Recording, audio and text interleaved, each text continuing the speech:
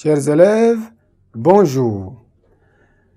Ce matin, nous nous retrouvons pour parler de la périphrase, une leçon de vocabulaire. La périphrase ou encore les périphrases même, pour le mettre au pluriel. Les périphrases. C'est mieux de parler de périphrases. Elles sont nombreuses, les périphrases.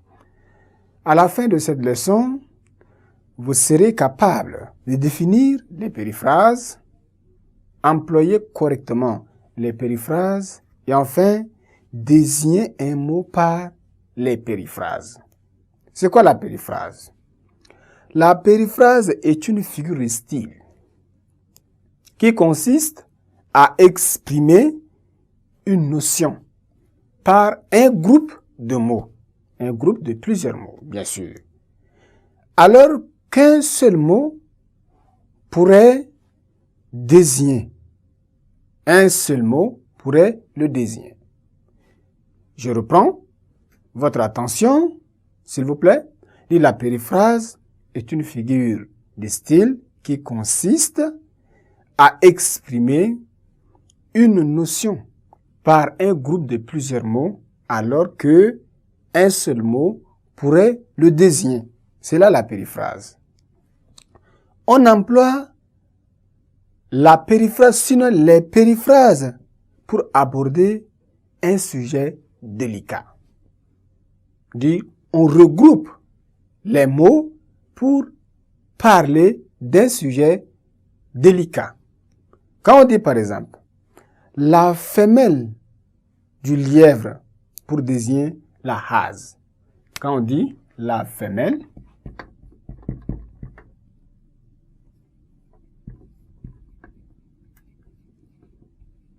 du lièvre.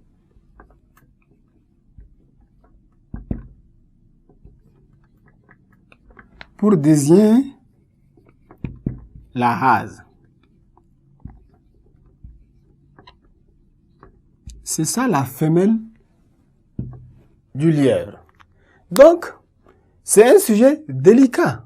Lorsqu'on vous demande, par exemple, de donner la femelle du lièvre, si vous ne connaissez pas, si vous ne savez pas dire la hase, vous pouvez utiliser, n'est-ce pas, une périphrase qui est là, la femelle du lièvre. Là, c'est tout ça là qu'on appelle périphrase. La femelle du lièvre, pour désigner un seul mot, qui est hase. Vous voulez parler de la femelle du lièvre, pour ne pas parler du lièvre lui-même, vous voulez parler de sa femelle, vous ne connaissez pas le mot hase, vous dites la femelle du lièvre. C'est là ce qu'on appelle la périphrase. Donc, une définition aussi est une périphrase. Quand on dit par exemple, la colonisation est un phénomène dépersonnalisant. La colonisation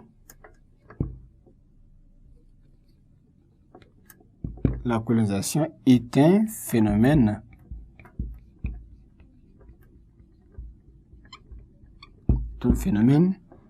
dépersonnalisant.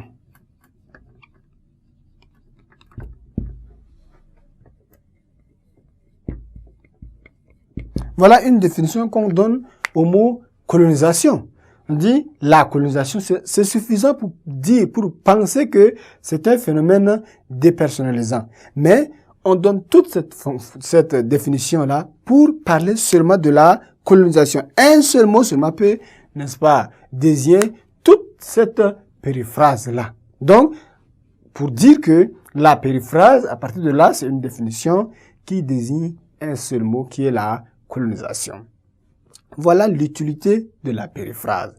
Plusieurs mots regroupés pour parler d'un seul mot. Voilà. Donc, vous devez savoir déjà que la périphrase, ici, exprime une notion par un groupe de plusieurs mots, alors que un seul pourrait, n'est-ce pas, le désigner.